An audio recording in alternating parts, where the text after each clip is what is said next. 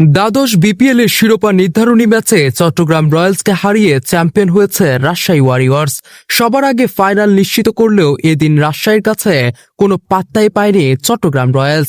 63 রানের বড় ব্যবধানে হেরেছে বন্দরনগরীর দলটি। রাজশাহীর এটি দ্বিতীয় শিরোপা।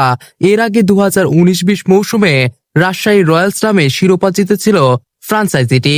ফাইনাল ম্যাচ শুরুর ঘণ্টা দেড়েক আগে হেলিকপ্টারে করে ট্রফি নিয়ে মাঠে এলেন আকবর আলী ও সালমা খাতুন।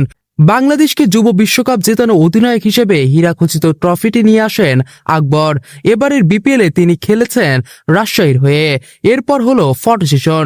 শুক্রবার মিরপুর শেরেবাংলা জাতীয় ক্রিকেট স্টেডিয়ামে টসে জিতে রাজশাহীকে আগে ব্যাটিং এর আমন্ত্রণ জানান চট্টগ্রাম রয়্যালসের অধিনায়ক শেখ মেহেদী।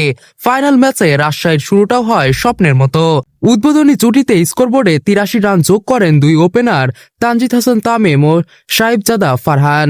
এক পর্যায়ে সেঞ্চুরি তুলে নেন তানজিদ। তার সেঞ্চুরিতে শেষ পর্যন্ত নির্ধারিত 20 ওভারে 4 উইকেট হারিয়ে 174 রানের সংগ্রহ পায় রাজশাহী।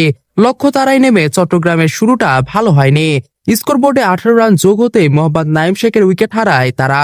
2 বাউন্ডারিতে 10 বলে 9 রান করা এই ব্যাটারকে বোল্ড আউট করে সাজঘরে ফেরান বিনুরা ফার্নান্দো। একই ওভারে মাহমুদুল হাসান জয়কেও ফেরান এই বলার। 2 বলে কোনো রান না করে সাজঘরে ফেরেন জয়। পাওয়ার প্লের শেষ ওভারে হাসান নওয়াজের উইকেট তুলে নেন হাসান মুরাদ। 7 বলে 11 রান করে মেহরাবের হাতে ক্যাচ দিয়ে ফেরেন এই ব্যাটার। পাওয়ার প্লেতে 3 উইকেট হারিয়ে 41 রান তোলে চট্টগ্রাম রয়্যালস। এরপর নিয়মিত বিরতিতে উইকেট হারাতে থাকে বন্দরনগরীর দলটি।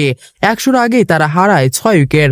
জাহিদুজ্জামান 13 বলে 11, শেখ মেহেদী 5 বলে 4 ও ওপেনার মির্জা তাহির বেগ 36 বলে 39 রান করে সাজঘরে ফেরেন।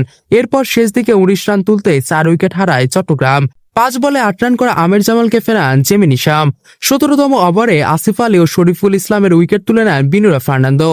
পরের ওভারে মুকিদুল ইসলামকে আউট করেন আব্দুল গাফার সাকলাইন। আর তাতেই 13 বল বাকি থাকতে 111 রানে অল আউট হয়ে যায় চট্টগ্রাম রয়্যালস। রাজশাহীর হয়ে বিনুরা ফার্নান্দো নিয়েছেন 4 উইকেট। এছাড়া হাসান মুরাদ 3টি, জেমি নিশাম 2টি ও সাকলাইন নিয়েছেন 1টি উইকেট। এর আগে ব্যাট করতে নেমে প্রতিপক্ষের বোলারদের একাই শাসন করেছেন তানজিদ হাসান তামিম। সেঞ্চুরি পূরণ করে শূন্য একটা লাভ। এরপর হেলমেট খুলে ব্যাট উঁচিয়ে উদযাপন সমাপ্ত করেন তানজিদ।